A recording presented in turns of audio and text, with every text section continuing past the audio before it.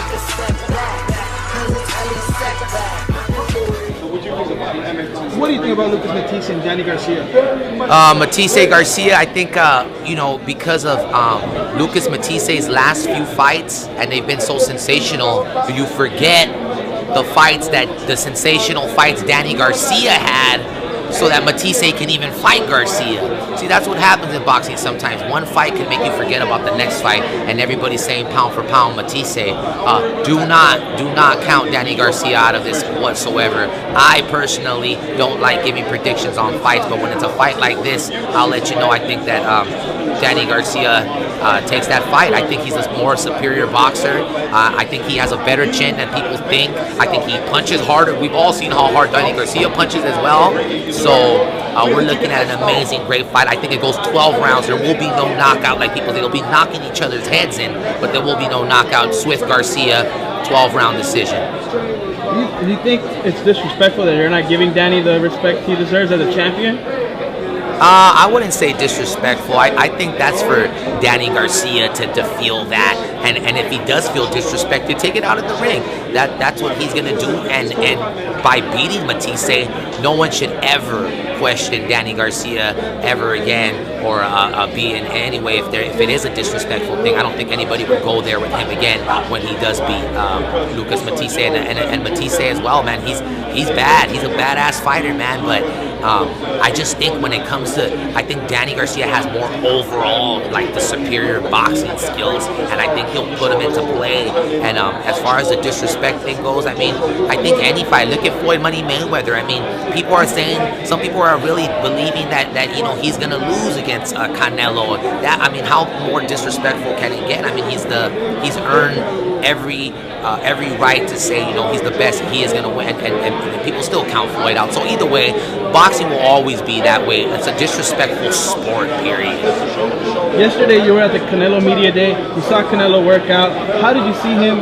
Like, how do you think he was feeling? Do you think he's ready for the fight? Well, I think that Canelo, number one, is not going to expose his everything that he's working on. He's not gonna give you 100% there in front of all the media and stuff. We, the media fans, we did not see the 100% Canelo that's really training behind those closed doors when there's no cameras around. He puts on a show for people, and that's what he has to do. But I see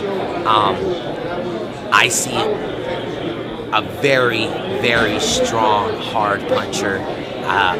One thing that I did see that he was doing was how hard he hits. And I also see a patient guy.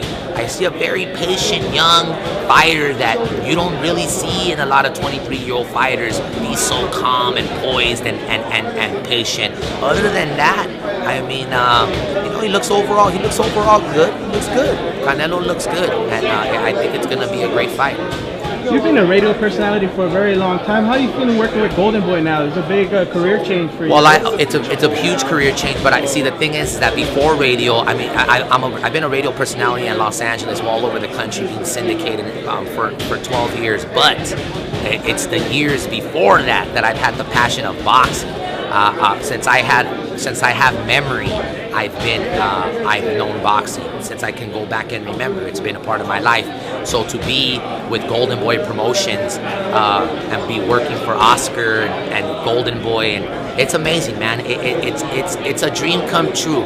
It is literally a dream come true. And if anyone from Golden Boy Promotion is seeing this right now, it is a dream come true to be working for the best promotion boxing company in the world, hands down. It's an amazing feeling. I'm very proud of myself, and my thing is longevity and keeping it going and bringing a different swag and style to this that, you know, I hope that everybody appreciates. For the hardcore boxing fans, you've been a fan for so long. What was your favorite fight ever? What has been your favorite fight ever? Favorite fighter of all time is Mike Tyson. Favorite fight ever? I have to go with. Even though Mike Tyson is my favorite fighter of all time, my favorite fight ever, I have to say, was Chavez De La Hoya, the first one. And the reason that is my favorite fight ever is because I'm a Mexican American. I grew up in East LA, Montebello. Chavez is from Mexico.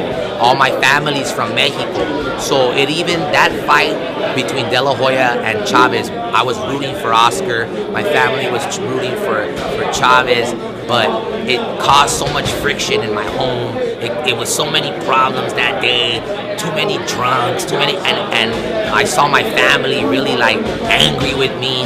So it was why my favorite fight was because Oscar destroyed Chavez, and I was able to look at my family and be like, I told you guys, East LA, baby, East LA. So it was just a lot of power that I had after Oscar won. And Oscar, thank you for whooping the crap out of Chavez, dog. I love you for that.